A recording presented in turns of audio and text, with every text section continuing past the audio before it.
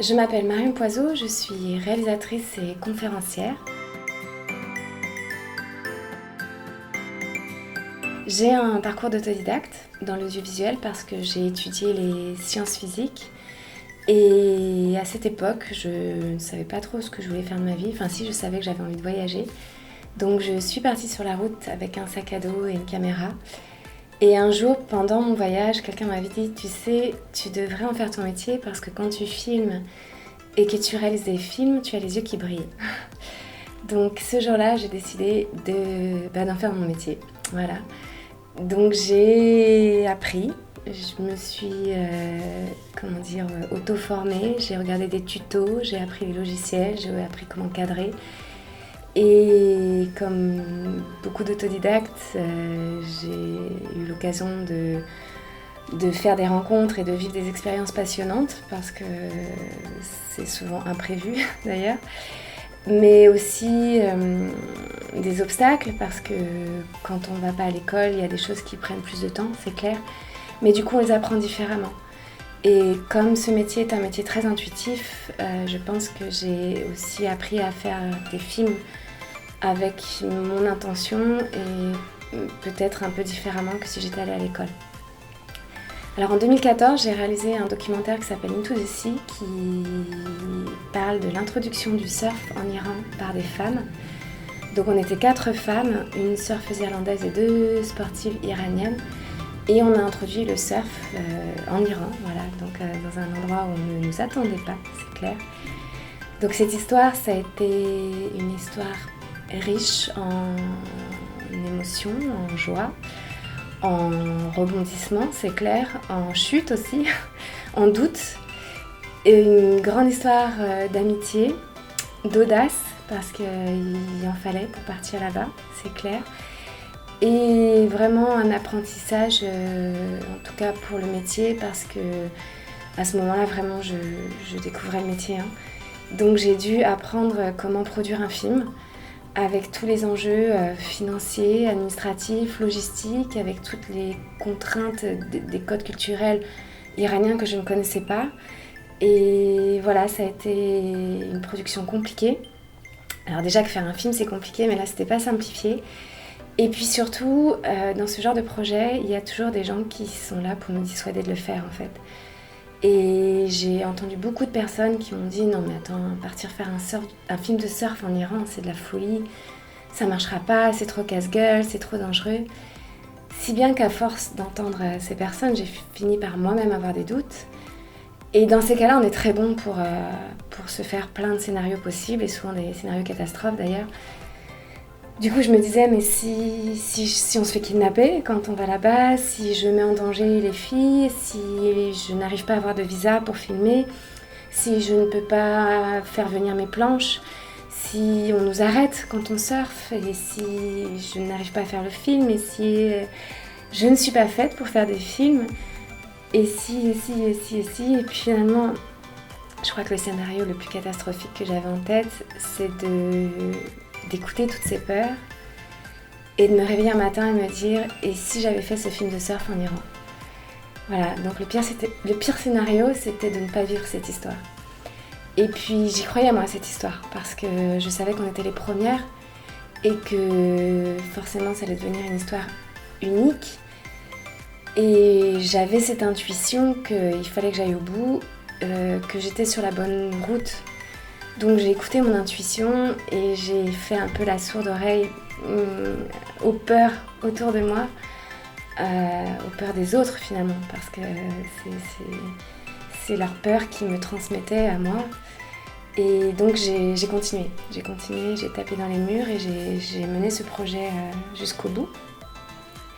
Et j'ai bien fait parce que le film a fait le tour du monde, l'histoire avec, donc il a été récompensé, j'ai eu beaucoup de prix dans les festivals. Et surtout, on a créé vraiment une structure après le film, on a créé une école de surf.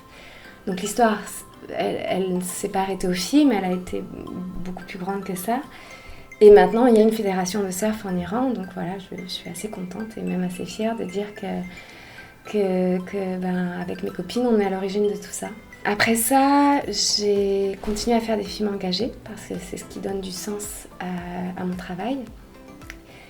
Et puis parmi ces filles, il y en a qui ont marché et puis il y en a qui n'ont pas marché.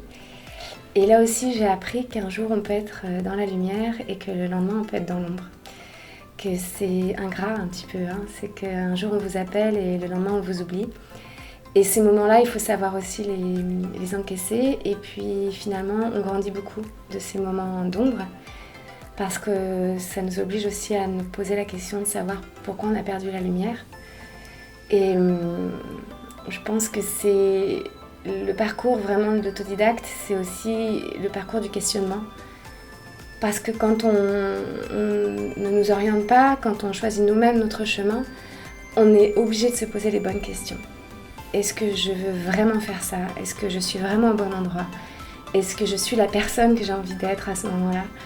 Donc c'est un apprentissage et ça prend du temps, il faut être patient.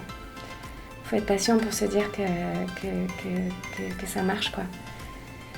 Mais ça marche et surtout c'est la route de l'adaptation et de la capacité de changer. Parce que moi je crois profondément en l'impermanence des choses, rien n'est figé. Donc on peut être DRH d'une grosse boîte un jour et puis couturière le lendemain et c'est pas grave, et tant mieux si on donne du sens aux choses en fait. Et voilà, quand on apprend tout seul et quand on va sur une route que personne n'a tracée pour nous, ben on s'habitue à changer et à s'adapter et à se dire qu'on est capable. Et du coup, on trouve des forces en nous que parfois on ne soupçonnait même pas en fait. Et ça, je pense que tout le monde est capable d'avoir cette force. Si à un moment il décide de faire un projet, on arrive à puiser de l'énergie là où on ne pensait pas en avoir. Moi, je pourrais juste conseiller aux jeunes filles de rêver grand, de rêver haut et de ne pas écouter ce que j'appelle les briseurs de rêves parce qu'il y aura toujours quelqu'un pour vous dire qu'il ne faut pas rêver. Mais surtout de se dire qu'elles sont légitimes, on est légitime dans tout ce qu'on fait. On a la capacité maintenant d'avoir des postes importants, de rêver des métiers qu'on ne pouvait pas rêver avant. Et il faut se dire qu'on est légitime partout où on est, partout où on passe. Et que chaque projet qu'on va mener, peu importe sa taille, va ouvrir des portes. Donc l'action, je pense, le rêve c'est bien, mais l'action c'est encore mieux. Et quand on passe à l'action, on réalise aussi qu'il y a beaucoup de choses qui s'ouvrent devant nous. Et pareil, des choses qu'on ne soupçonnait pas. Moi maintenant, je passe mon temps entre la France et le Togo, où j'enseigne le cinéma dans les écoles. Si on m'avait dit ça il y a 5 ans, ah bon. Et voilà, c'est une opportunité qui m'a amenée là-bas et finalement je suis très contente de pouvoir participer aussi au développement de la scène culturelle audiovisuelle au Togo. Et j'ai des projets ici, je vis des nouvelles expériences et plus on en fait, plus on s'adapte et plus on s'adapte, plus on apprend vite et plus on apprend vite, plus on a envie d'en faire et tout ça, c'est une machine. Et c'est la machine de l'apprentissage, de l'expérience. Donc voilà, rêver grand, c'est en tout cas, je pense que c'est important de se dire qu'on peut aller loin.